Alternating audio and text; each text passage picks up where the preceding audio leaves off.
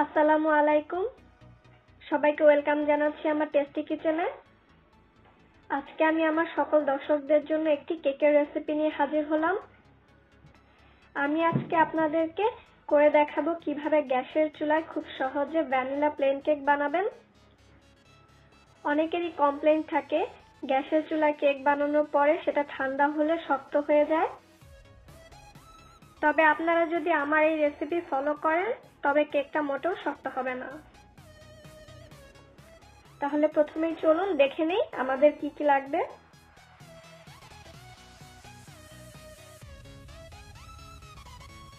শুকনো উপাদানের মধ্যে আমি নিয়েছি 1 কাপ ময়দা,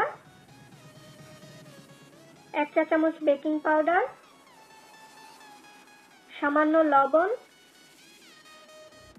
আধা কাপ চিনি। ওয়েট ইনগ্রেডিয়েন্টস এর মধ্যে নিয়েছি আধা কাপ বাটার। বাটারটা অবশ্যই রুম টেম্পারেচারে থাকতে হবে।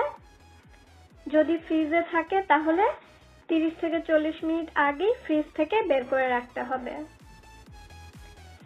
আপনারা চাইলে বাটারের বদলে ভেজিটেবল অয়েলও ব্যবহার করতে পারেন, সেক্ষেত্রেও আপনাদের আধা কাপ নিতে হবে। আরও নিয়েছি 2টা বড় সাইজের ডিম। এটা আমি লার্জ সাইজের ডিম নিয়েছি।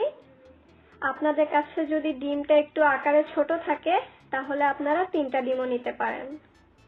ডিমের ক্ষেত্রেও একই, এটাও আপনাদের রুম টেম্পারেচারে থাকতে হবে। আরও নিয়েছি 1/4 কাপ বাটার মিল্ক। খুব সহজে ঘরে বসে কিভাবে বাটার মিল্ক তৈরি করবেন সেটার একটা রেসিপি আছে আমার চ্যানেলে। আমি সেটার লিংক ডেসক্রিপশন বক্সে দিয়ে দিব, আপনারা চেক করে নিতে পারেন। আর আপনারা যদি বাটার মিল্ক ব্যবহার করতে না চান সেক্ষেত্রে 1/4 কাপ রেগুলার মিল্কও ব্যবহার করতে পারেন। তবে বাটার মিল্ক ব্যবহার করলে কেকটা অনেক নরম হয়। বাটার মিল্কটাও রুম টেম্পারেচারে থাকতে হবে। আর নিব 1 চা চামচ ভ্যানিলা এসেন্স। আপনারা চাইলে ভ্যানিলা এসেন্সের বদলে অন্য কোনো ফ্লেভারও অ্যাড করতে পারেন, তবে চেষ্টা করবেন যে কোনো একটা ফ্লেভার অ্যাড করতে, না হলে অনেক সময় কেক থেকে ডিমের গন্ধ আসতে পারে।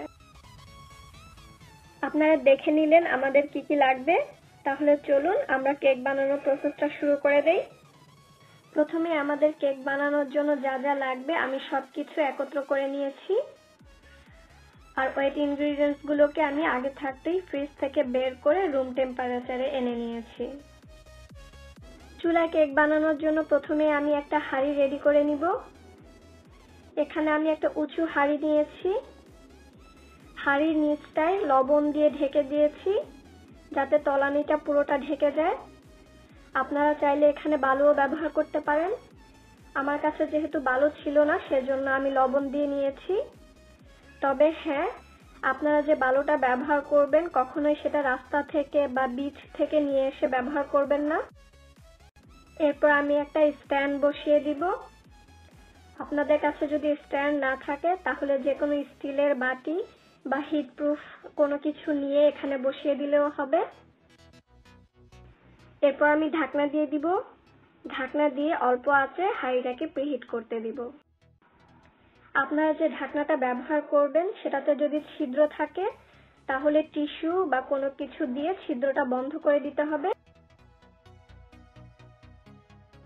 প্রথমে আমি ময়দাটা রেডি করে নিব। এতে দিয়ে দিচ্ছি বেকিং পাউডার, লবণ, তারপর খুব ভালোভাবে মিশিয়ে নিব। ময়দা, বেকিং পাউডার, লবণ ভালোভাবে মেশানো হয়ে গেলে একটা চালনি দিয়ে চেলে নিব।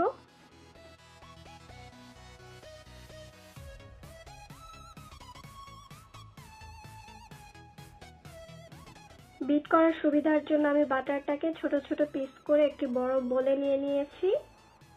সেই সাথে দিয়ে দিচ্ছি চিনি। এরপর এরকম একটি হ্যান্ড বিটার নিয়ে নিব। আপনাদের কাছে যদি হ্যান্ড বিটার না থাকে তাহলে হুইস্ক দিয়েও হবে, তবে হুইস্ক দিয়ে কাজটা অনেক কঠিন হয়ে যায়। এটাতে অনেক পরিশ্রম বেশি করতে হবে আপনাদেরকে। এখন হাই স্পিডে বাটার আর চিনিটাকে বিট করে নিব যতক্ষণ না চিনিটা সম্পূর্ণভাবে গলে যায়। প্রায় 3-4 মিনিটের মতো সময় লাগতে পারে। খুব স্মুথ একটা মিশ্রণ তৈরি হবে। চিনি আর বাটারটাকে কিন্তু খুব ভালোভাবে মিশাতে হবে যাতে মিশ্রণটা দেখতে অনেকটা ফ্যাকাশে লাগে, যেটাকে আমরা লাইট অ্যান্ড ফ্লাফি বলি। চিনি আর বাটার যদি ভালোভাবে না মিশে তাহলেও কিন্তু কেকটা ভালো হবে না। এখন একটা একটা করে ডিম দিয়ে লো স্পিডে ভালোভাবে বিট করে নিব।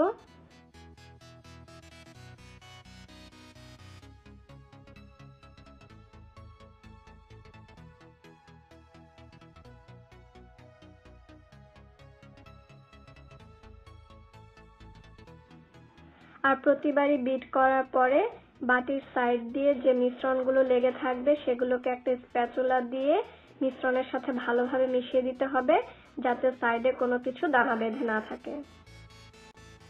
এখানে আপনাদেরকে একটা কথা বলে রাখি, অনেক সময় ডিম দিয়ে বিট করার পরে ব্যাটারটা কেমন যেন জমে জমে যায়।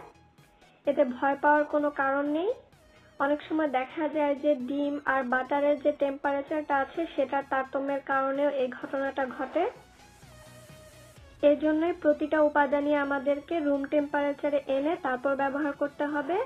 আর আমরা যখন যে উপাদানটা ব্যবহার করব সেটাকে খুব ভালোভাবে মিশাতে হবে। যেমন আমরা চিনি দিচ্ছি সেটাকে খুব ভালোভাবে মিশিয়ে নিতে হবে, ডিম দিচ্ছি খুব ভালোভাবে মিশিয়ে নিতে হবে যাতে কোনো কিছুই দানা দানা না থাকে। এই দানা দানা থাকলেই কিন্তু কেকটা নষ্ট হয়ে যাবে। এখন ভ্যানিলা এসেন্স দিয়ে আবারও একটু বিট করে নিব যাতে সবকিছু ভালোভাবে মিশে যায়।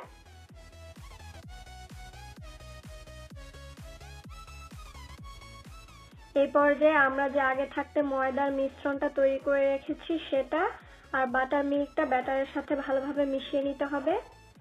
তবে আমরা সম্পূর্ণ ময়দা আর বাটার মিল্কটা একত্রে দিব না, এটা আমরা 3টা ধাপে দিব।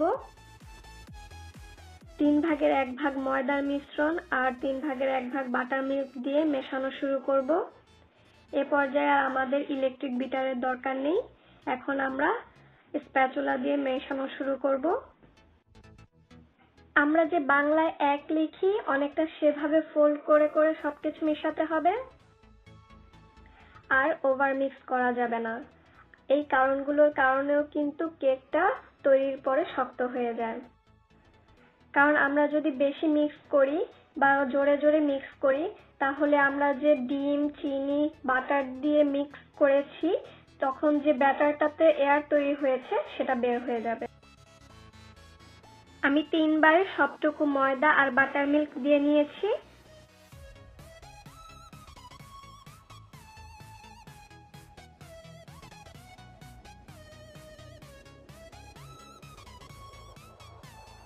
কেকের ব্যাটারটা তৈরি হয়ে গেছে।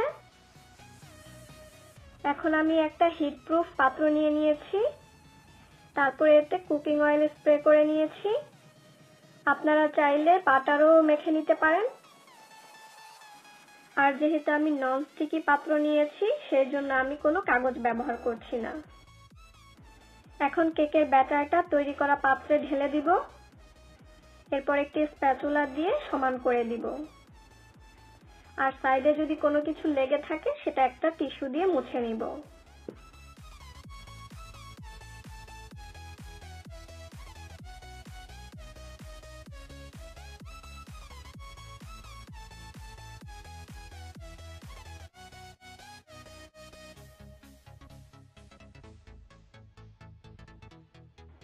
আমি কেকের পাত্রটা হালকা বাড়ি দিয়ে নিচ্ছি যাতে ব্যাটারটা সব জায়গায় সমান হয়, কোথাও কোনো ফাঁকা না থাকে। যারা ওভেনে বেক করতে চান তারা 350 ডিগ্রি ফারেনহাইট অথবা 180 ডিগ্রি সেলসিয়াসে 30 থেকে 35 মিনিটের জন্য বেক করবেন।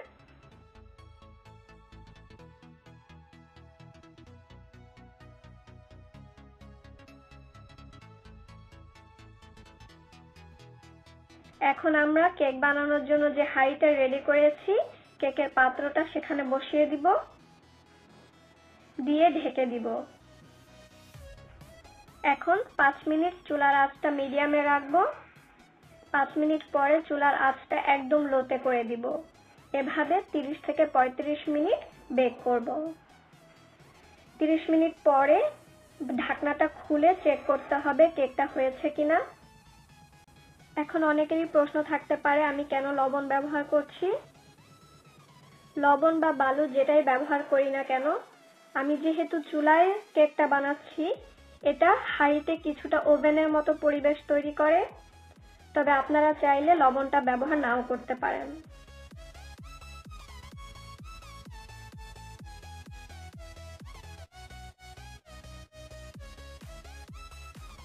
একটা টুথপিক কেকের মাঝখানে ঢুকিয়ে যদি ক্লিন বের হয়ে আসে, তাহলে বুঝতে হবে কেকটা হয়ে গেছে। আর যদি দেখেন টুথপিকে কিছু লেগে আছে, তাহলে আরো 5 মিনিট বেক করে নিতে পারেন। এভাবে করে আর কিছুক্ষণ রাখলেই কেকটা পুরোপুরি হয়ে যাবে। তবে ওভার বেক করা যাবে না, এটাও কিন্তু একটা কারণ, কেক ঠান্ডা হলে কেকটা শক্ত হয়ে যায়। কেকটা হয়ে গেছে, এখন আমি এটা চুলা থেকে নামিয়ে পুরোপুরি ঠান্ডা করে নিব। কেকটা পুরোপুরি ঠান্ডা হয়ে গেলে একটা ছুরি দিয়ে কেকের চারপাশটা ছাড়িয়ে বের করে নিব।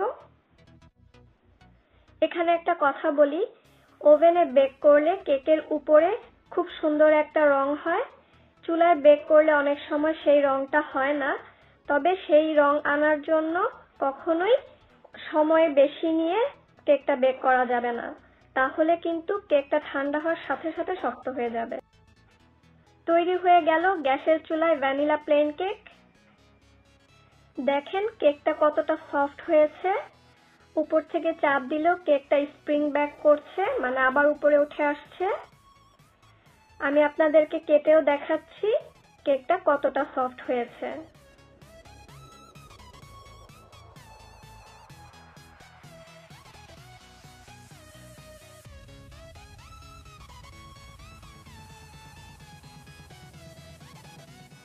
দেখে নিলেন কিভাবে গ্যাসের চুলায় নরম তুলতুলে ভ্যানিলা কেক তৈরি করবেন। এই রেসিপিটা আপনাদের কেমন লাগলো, বা এই রেসিপি নিয়ে আপনাদের যদি কোনো প্রশ্ন থাকে বা কোনো কিছু জানার থাকে, তাহলে আমাকে কমেন্ট করে জানাতে পারেন। এবং আপনাদের যদি কোনো রেসিপি রিকোয়েস্ট থাকে, সেটাও আমাকে কমেন্ট করে জানাতে পারেন। আমি চেষ্টা করব খুব সহজভাবে সেটা করে দেখাতে। আমার রেসিপিগুলো যদি আপনাদের কাছে ভালো লেগে থাকে, তাহলে লাইক করতে আর সবার সাথে শেয়ার করতে ভুলবেন না। আর অবশ্যই আমার চ্যানেল সাবস্ক্রাইব করতেও ভুলবেন না। সবাই সুস্থ থাকবেন, ভালো থাকবেন। আল্লাহ হাফেজ।